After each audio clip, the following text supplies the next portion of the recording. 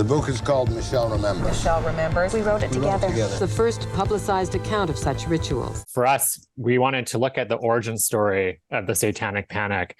And there's this book, this Canadian book that some people know about, but many people still don't, called Michelle Remembers.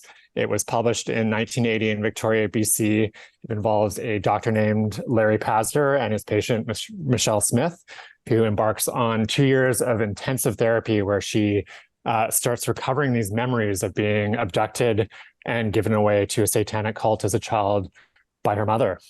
I mean, the Satanic Panic was essentially that. It was mass hysteria, and people all over North America, where it started, and then it branched out from there around the world, were convinced that in every community there was baby-stealing Satanists who were trying to sacrifice children. You go into the book, and it is these recovered memories that Michelle believes happened, but they may not have happened. And for that, from us, from a creative perspective, that instantly, visually, as filmmakers, opened up a lot of opportunities for us. I mean, documentaries are so often really real and really factual. Ours is too, but it gave us some creative play space to actually say, well, let's actually look at these recovered memories and let's see if we can turn this into a visual story that people will be like, okay, this is why she could picture high priestesses and knives and candles burning and all these details that are really visceral in the book.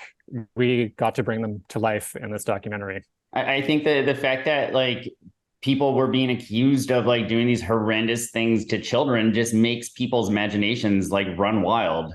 And so they were like able to say just like the wildest things, and people at the center of it, it was like children being abused. And I think that was just the thing that like people like grasped onto. And if somebody could do something unimaginable to a baby like that, then what else were they capable of? People in your generation think this is a big joke. It's not a joke at all.